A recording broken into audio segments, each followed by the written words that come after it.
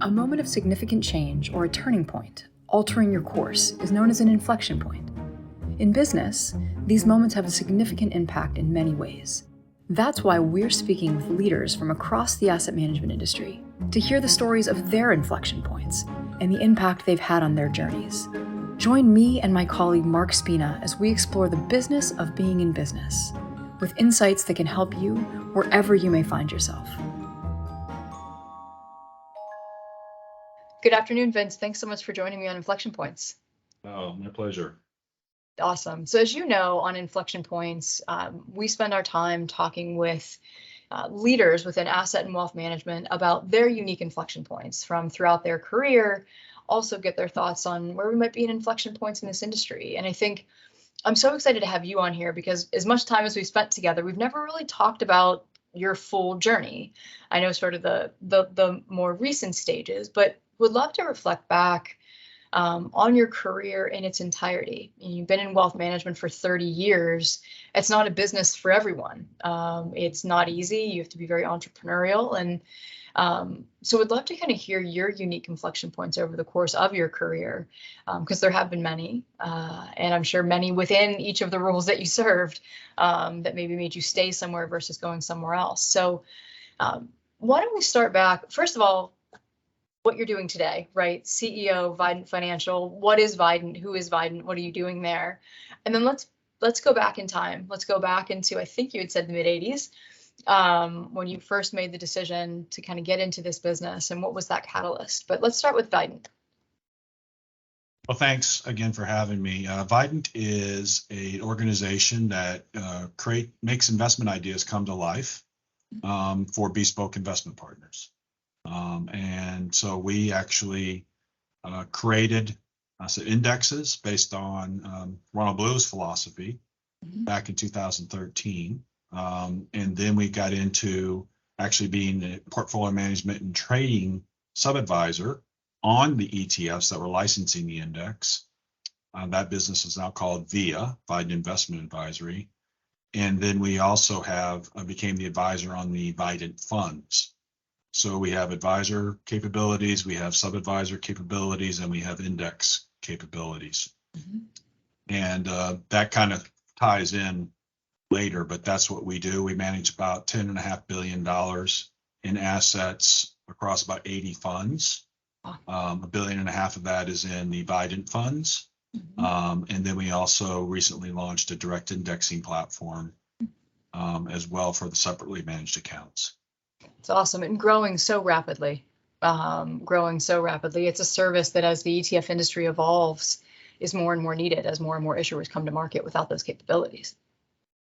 Yeah, I think the ETF has moved from a strategy to a wrapper now. And so, everyone is looking at the wrapper, but not everyone has the infrastructure to actually launch the ETF. And once you dig into it, you can either outsource that to someone like us, and you can take your ideas, and that's why we like to think of ourselves as delivering on their ideas and really revealing, get the exposures, unlocking to the exposures that they're looking for in the ETF, and that's what we're really good at. Absolutely, bringing those ideas to life for these managers who can't do it themselves. And maybe we'll touch on CFT a bit as we go through this conversation too, and the strategic relationship that we've developed, because I think as we think about inflection points, I do think the ETF industry is in the midst of a pretty big one as it relates to a lot of the regulatory change that's caused this inflection point. I think there's been different inflection points throughout the course of the industry, but certainly now at a pretty big one. But let's go back in time a little bit and talk about your first entrance into wealth management. Yeah, so I'll just say in college I was an underachiever, to say the least. And I didn't really have an idea of what to do, nor was anyone interested in hiring me. And so one of the things that my uncle was doing in Raleigh, North Carolina was becoming a financial planner. He was one of the first CFPs. Oh, wow. And so on one holiday, he asked me what I was going to do. And, I was doing everything other than thinking about my career. And he said, well, why don't you check this out? And so I spent about 6 months with him. And I kind of fell in love with that whole idea. It's the first thing I ever really got interested in. And so then when I graduated, I went to school in Iowa. And there was a firm in Cedar Rapids, Iowa, that was actually starting a financial planning firm. And I got hired. And that was the only job I really had where I was working for somebody. Okay. But that was back in the Tax Reform Act days. Mm-hmm.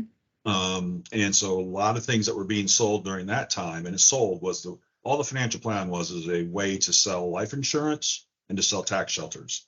Isn't that true? And sadly, that's in some cases still the reality. Right. That was the financial planning industry at that time. And I always credit really the insurance industry for creating the financial planning industry, because you've got to create a need for your product. And that's what financial planning did. And obviously it's evolved a lot from there, but that's how I got first involved. I later moved on to Raleigh, North Carolina, worked with my uncle for a few years. And then I got exposed to Frank Russell Company. And Frank Russell, if you remember the consulting company, they created funds that had the managers' mutual funds in there, and they kind of brought their institutional process into a retail product, and then started licensing registered investment advisors geographically by area code to represent them. And I heard this story with this another two guys there in Raleigh, and we said, you know what, that could really work. It's an assets under management fee. So we were taking the consulting idea, bringing it down to the individual, and it really worked. I mean, we started in 1991, and we really didn't have anything to start with. I mean, we were living kind of off of my wife's nurse salary. That was how three families were living, starting this business. Because when you go from the transactional business to the AUM business, you cut your revenue down tremendously. So we had to rebuild that. It took us like 3 or 4 years before we were back. But we grew that to like 400 million in assets in Raleigh very quickly. And at that point, so this is where I learned a little bit about being in the business of advice rather than just being an advisor. And they came to me. I was not that good of an advisor as far as going out and getting clients. What I was good at was doing the planning, and then I started just looking around and seeing what else is, why aren't we growing faster, or how can we support, advisors better? So these guys kind of saw that in me and said, why don't you be the managing partner, and we'll just go out and go get clients and serve them. And so I built everything. So I never had them to have to think about anything. So I built everything for them to just actually go and flourish in the community. And what they did really, I think there's certain hunters in our industry, and there's not too many of them that really can get people to give all their assets to them. It's not an easy thing to do, to earn that trust. Absolutely. And these two guys were really good at it. So I can't tell you exactly how they did it. One was focused more on the families, and he just was tremendous sales guy. The other one focused more on the ERISA business. And when you think about Frank Russell at that time as a consultant to some of the largest pension plans in the world, there was a pretty good sales pitch to those smaller pensions to say, would you like to participate in the same consulting service that does IBM's, and GE at that time? Those are the big names of the companies in the mid 80s, but in the early 90s. So that was how they, I think, really grew the business. And I kept them from having to actually worry about the business side of it. Managing the business, which it is, right? And we were talking about earlier, you're an entrepreneur, you're running a business, which is, I think, such a unique differentiator between an RIA and a wirehouse advisor. You're not worried about keeping the lights on and, stocking the kitchen, actually running a business, not just an advisory practice. Yeah, I think I learned that really quickly. So when we got towards the end of the decade, we had grown so fast, and I knew right away that, we were going to have to do either a round of capital, Yeah. to keep on supporting this, get more advisors because they were getting to their levels. And so we sat down, the three of us sat down and just said, what's next? Two of us decided we wanted to sell, and Okay. one decided he just kind of wanted to go into run the practice. And so that's when we sold to Ronald Blue. Russell was actually working with Ron Blue at that time. That's where he met the Ron Blue guys. Okay. They were the largest advisor for Russell back in 2000. And so we would go to the same conferences. And that group, then we ended up, two of us sold to Ronald Blue, and I moved to Atlanta at that point. Interesting. So that was the inflection point. I actually never knew that. I never knew that's how you got to Ron Blue. So it was through that acquisition. Right. Okay. And so they brought me into the home office. The other guy was the advisor. He went to the Charlotte office. Okay.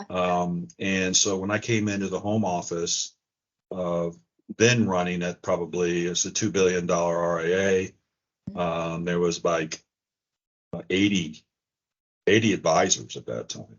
Wow. Ron Blue was mainly a financial planning organization that then added investment management services. Sure. They didn't even do investment management services before, so they're very much financial planning, fee-oriented organization. Sure.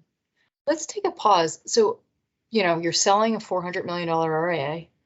How did you know Ron Blue was the right one? Well, they had scale. Mm-hmm. So we didn't really want to go peer to peer. We wanted to go to someone that actually had an infrastructure. Yeah. This is what I didn't have built out.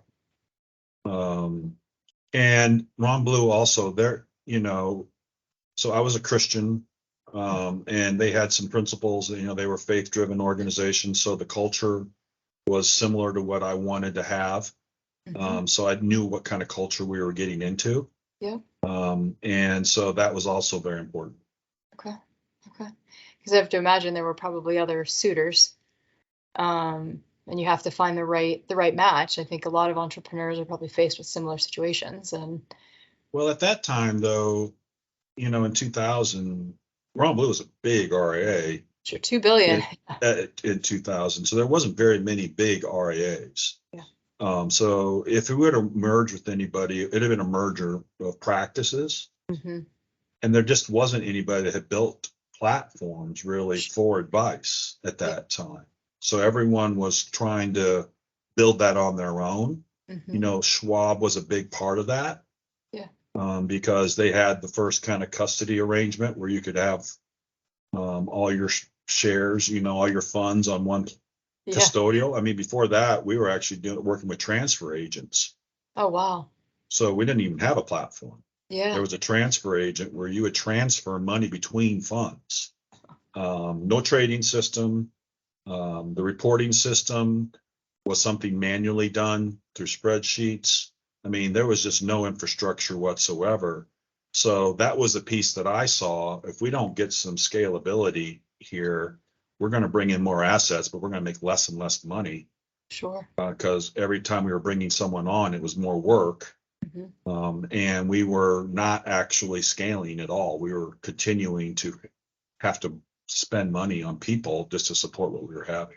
You start to hit capacity, I would think, at that point, if you don't have the infrastructure. Very quickly at that point, because there was no real automation in the systems back then.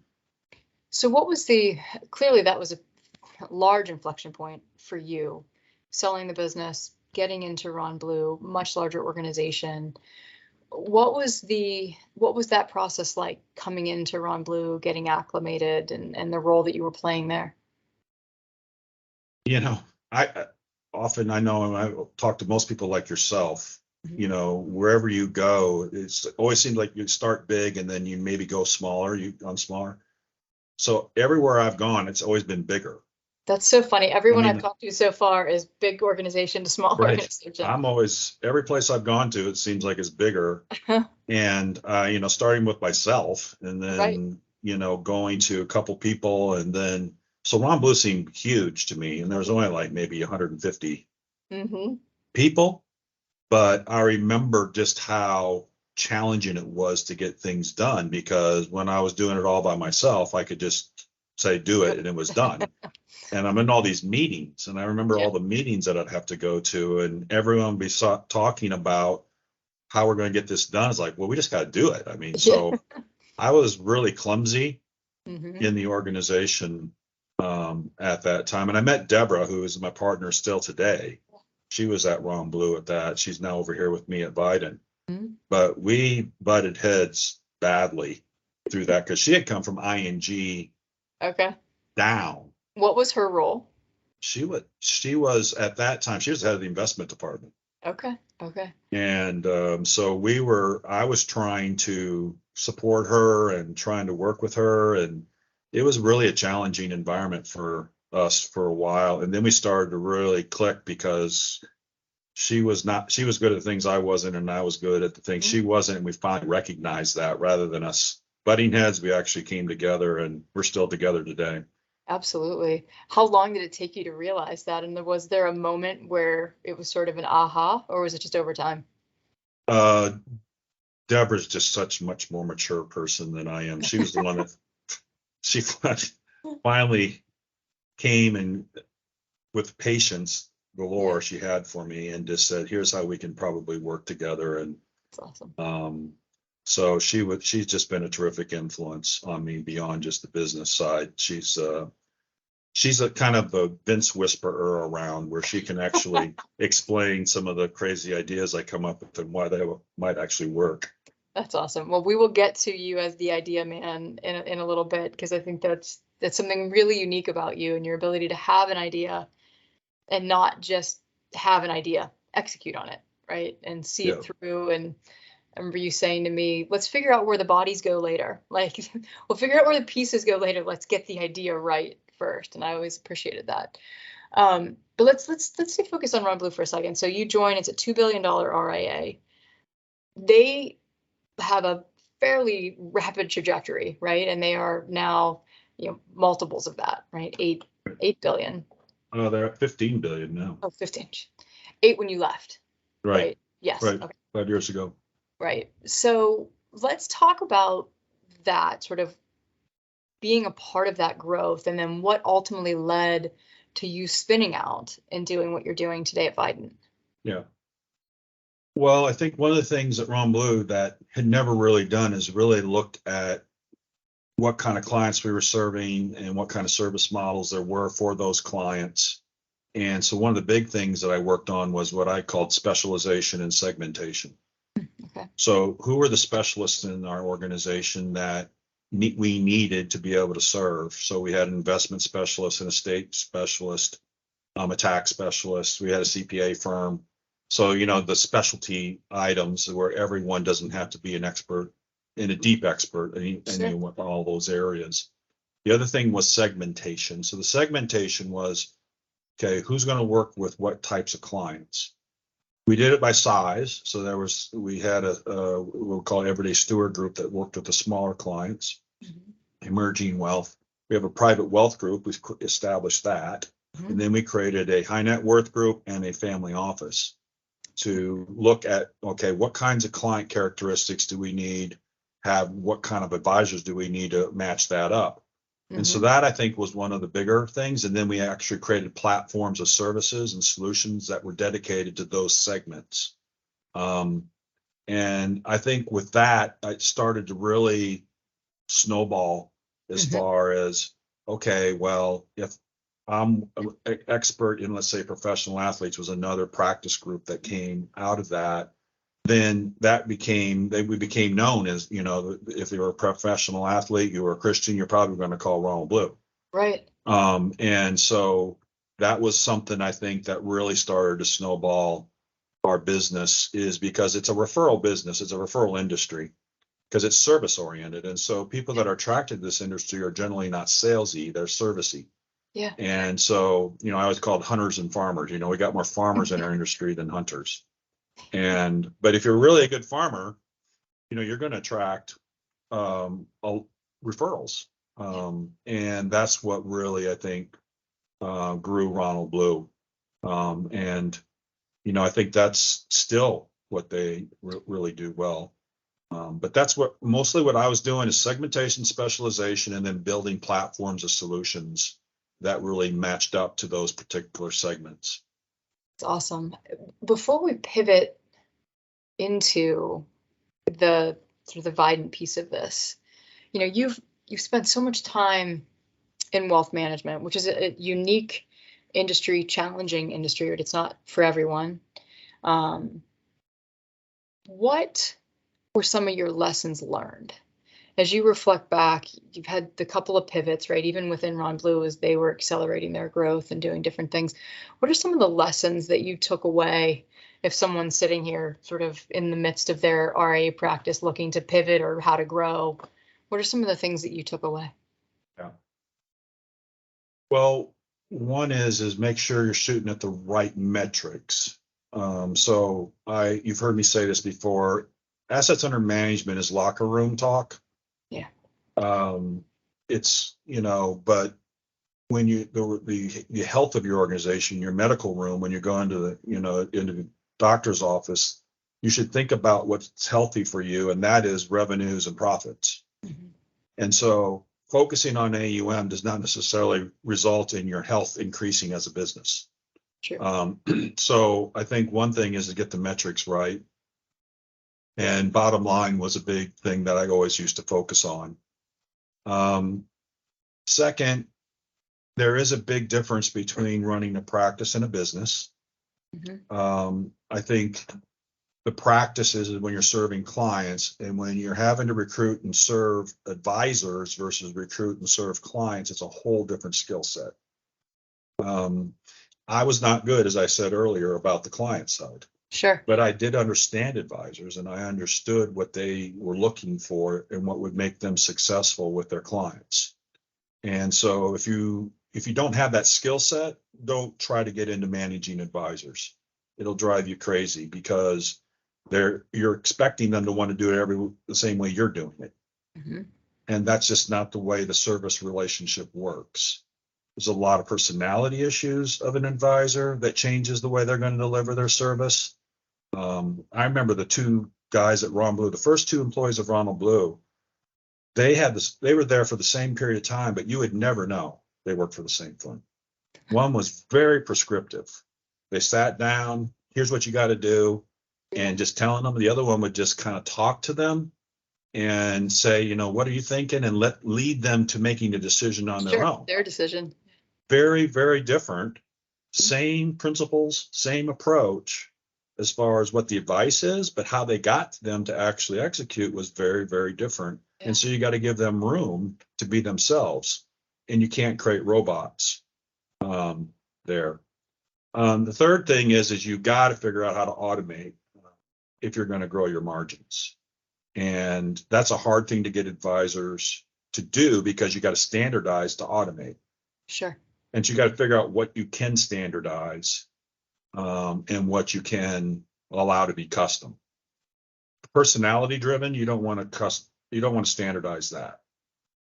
But you can standardize a quarterly investment report. Mm-hmm. You can standardize a financial planning process that gives you certain numbers, so you don't have 18 different Excel spreadsheets with different formulas that coming out with different results. Mm-hmm. So there's a lot of things that you've got to figure out what you can standardize and then automate them, and then allow a lot of other things to be custom to each individual advisor.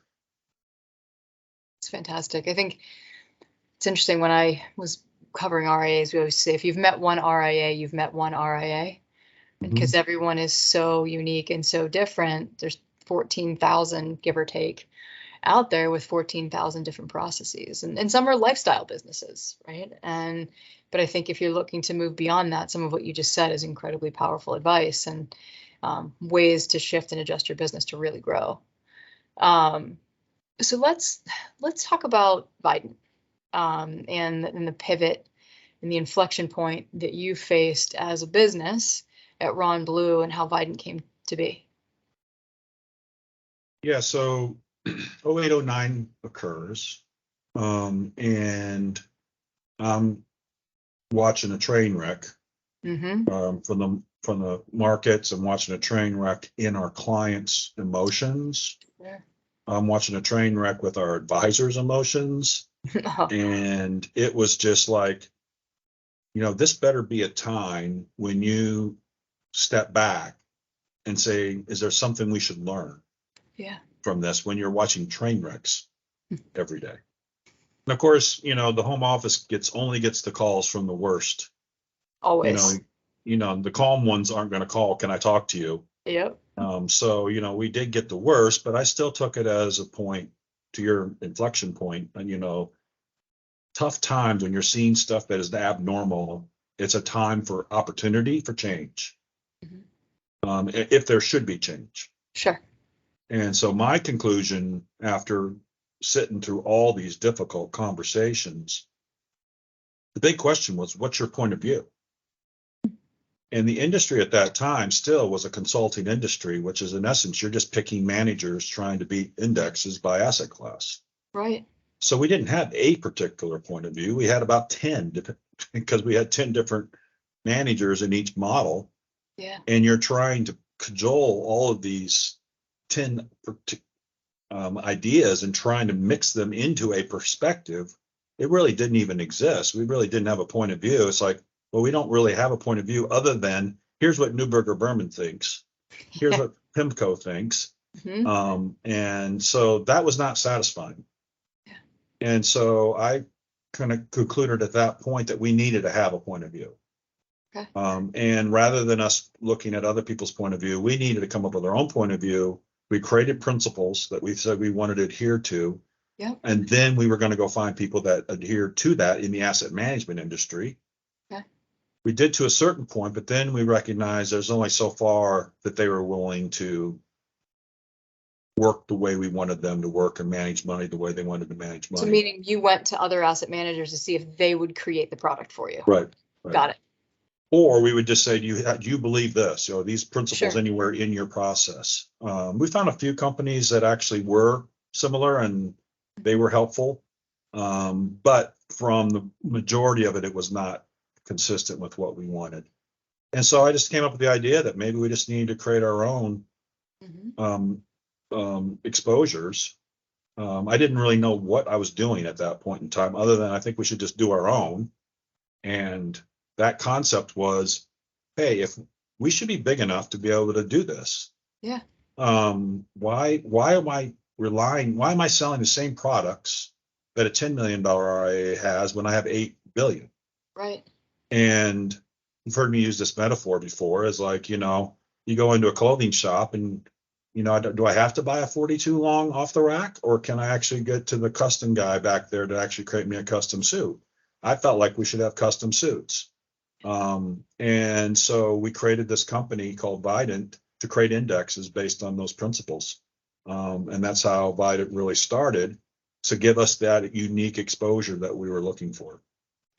It's incredible. And you were 8 billion at the time. Yeah. Okay. Do you think, because now what you do is you do this for others, right? You bring their ideas to life. Clearly, Vident Financial is still offering those 4 ETFs to the marketplace, right? And that's one part of this, but you're offering these solutions to others. If I'm an RIA right now and I'm thinking the same thing, is there a level of asset, not to go back to the almighty asset level, but right, is there a profile of a firm that you think it makes sense for them to make these same considerations for their clients? Yeah, I think it's a company that does have a point of view. First of all, you really do have to have a point of view for you want to create a bespoke product. Just to create a bespoke product, just to be in the ETF business, I don't think is what a wealth manager should think about. Yeah. If they have a point of view that they really think they want to have this particular set of exposures, then that's the first step. The second step is, do you have scale? And the scale is probably, I think you probably need to think about being $1 billion plus asset manager. I don't think you're going to put all your assets into those funds. We never did that at Blue. These were core, and then we had satellite exposures around it for us to do tactical adjustments to the exposures we wanted in the models. So you're probably looking at that as a core, or you're meant to develop a satellite fund that you think you have a point of view on. I do think that the RIA industry really has to start thinking about this, of what they do on exposures to. Because if you're just going to give them cap weighted exposures, with some US, some large, some small, some international, some emerging, I mean, I think that gets pretty commoditized pretty quickly. Yeah. I know it's low cost, so that, I know advisors like to say, it's only 10 basis points on top of my 100. So I like that 110 all in, but I think over time, value is going to be more important than just cost. Yeah. And that value is going to be, where's your point of view as an advisor, that you're bringing to the table, as to different than what, somebody can do by buying a robo solution for, almost nothing. Right. And bringing that solution to your clients in a vehicle that is right for them and with those right exposures. You always have struck me since we've known each other as someone who has these great ideas that you're able to see through to fruition. We've talked about it throughout the course of this conversation. The other thing, and it was striking me as we were having this conversation today, is I feel like you make very great use for yourself and your firm through understanding the power of strategic partnerships and strategic relationships and aligning yourself with people who make sense to partner with culturally, business-wise, kind of the whole gambit. Maybe I'd love to tie a bow on our conversation when we talk about how you've approached that, how you've thought about that. You're one of the most respected people in this industry, and I think it's for a lot of reasons. I think the way you approach these partnerships and believe that you grow more through partnership than otherwise is something that's really powerful. And I know we're involved strategically in a host of ways, most recently CFT Consortia Funds Trust, and what we're bringing as the ETF industry hits this inflection point. But I'd love to maybe get your thoughts on that, the strategic relationships that you've developed, how you think about them and what they've done for your business. Yeah, I think it started really when you don't have capital and you don't have anything, you got to figure out how to use somebody else's capital. So the RIA industry is good at that, as far as being able to say, well, I don't have ability to custody assets. I need to create a partnership. So Schwab and Fidelity comes along. And then I think you also have to look at the fact that you got just simply capital restraint. So part of it was out of a need because I didn't have capital and I always had to get kind of creative on it. But through those experiences, recognizing that you don't have to be under the same ownership structure actually allows you to actually focus on what you're really good at, and not try to get into areas of the industry and the service model that are not your strengths. And so you can't be great at everything. So figure out what you can be great at, but know what else you need for your business to work. And I think, that's what, a great example, I think, is at Flex and Vident. When we met, it was like, okay, well, we can manufacture ETFs and get those out the door. But we're not going to be good at sales. I mean, that's not going to be our forte. You guys are good at sales and marketing and getting the word out there and connecting advisors to asset managers. So that's the Flex world. So why don't you stay in your lane and we stay in our lane, and let's figure out how we can actually be synergistic in helping each other's businesses grow. That can really work well if you can stay in your lanes. Right. And you're actually mutually benefiting each other. I would say the biggest thing, though, in those things working is really cultures. So if you're not able to if you go with a really big, strong organization that's huge and is inflexible versus a flexible organization that's entrepreneurial, that really, is on that same track of where do we want to go? Finding that is a very important piece, but then just the quality of the people. are these people that you can really feel like you could trust, regardless if you were in business with them or not? Mm-hmm. And that takes some time to create relationship. Sure. But I think those are very satisfying relationships. And, you get to, I've already aged myself by when I started. So I've been around doing this for quite a while. And I think over time, you just decide, who do I really want to be doing life with, not just business, because business is what, 8 to 10 hours a day Mm-hmm. of your day. You're sleeping another 8 to 10 hours. So, there's a lot of your day is spent in your business life. And so doing life together with people that you say, I enjoy doing this Mm-hmm. with, and broadening that out. So there's a lot of things I've tried to say in there. I don't know if it all came out clear, but I think the values are very important. Your inflection points as far as where you are in your business line, are you trying to grow, and then staying in your lanes, I think, are the and then if you can do that, I think you can really create it. And Consortio Funds Trust, I think, is a great example. Yeah. Of It's that. filling a gap, I think, whether it's the Vident Flex relationship.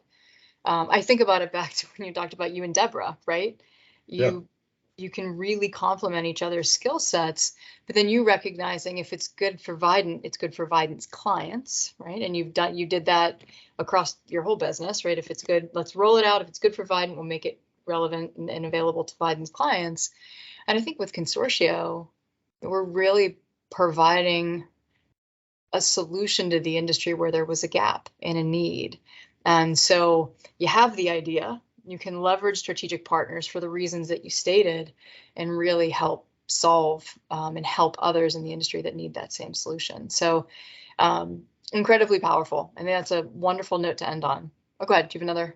Well, I was just going to say, if you can find, I think the one thing that when you think about ideas, the ideas is really finding out what do you think is necessary and where's there's a vacuum in that. Yeah. I remember when we created a high net worth platform, I recognized there was a void in the RA industry, that there really wasn't a good alternatives platform. There really wasn't a good cashiering. But I did find out on Wall Street, they had those things. Mm-hmm. And partnering with a private bank was actually something that I did that was actually different than what anyone ever would have thought of. But we actually used the private bank's platform for the high net worth. And that is now, I think, over a $3 billion Oh, wow. opportunity in the Ron Blue world. Yeah. Because we couldn't create that on our own. So I think it's just seeing where there's the vacuum and the void, just like Brian saw it in the sales and distribution. We saw it in the ETF operations. And I think and then knowing that there needed to be a series fund that would honor the advisor, right, not just the IP, would be something that we could help these people get into the ETF industry in an elegant way. That was also going to be able to grow. So I think it's just seeing the voids. Some people said I can see around corners. I think actually what I can see is the voids in what's available, what's necessary, and then figure out who can do it, and then finding them and putting them together. Absolutely. And where you can, scaling it through partnerships, and making it available. So, and that's fantastic. Vince, this has been awesome. So many inflection points throughout your career. And I think the lessons that you've imparted on the group as it relates to wealth management, building, scaling your business. And then here, I think the power of partnerships are some really awesome takeaways for our listeners. So I appreciate you so much being here, and looking forward to talking again soon. I appreciate you, Jillian. You're doing a great job, and I'm glad you're in my life. Awesome. Thank you so much. You too. Bye. The information contained in this recording is provided as is for educational and informational purposes only and should not serve as the basis for any trading or investing decisions. Flex Networks makes no representations and disclaims all express, implied, and statutory warranties of any kind to any viewer, listener, or other third party. Neither Flex Networks nor any of its affiliates make any endorsement of any particular company, security, product, or financial strategy, and nothing contained in this recording should be construed as investment advice. Investors should undertake their own due diligence and carefully evaluate companies before investing.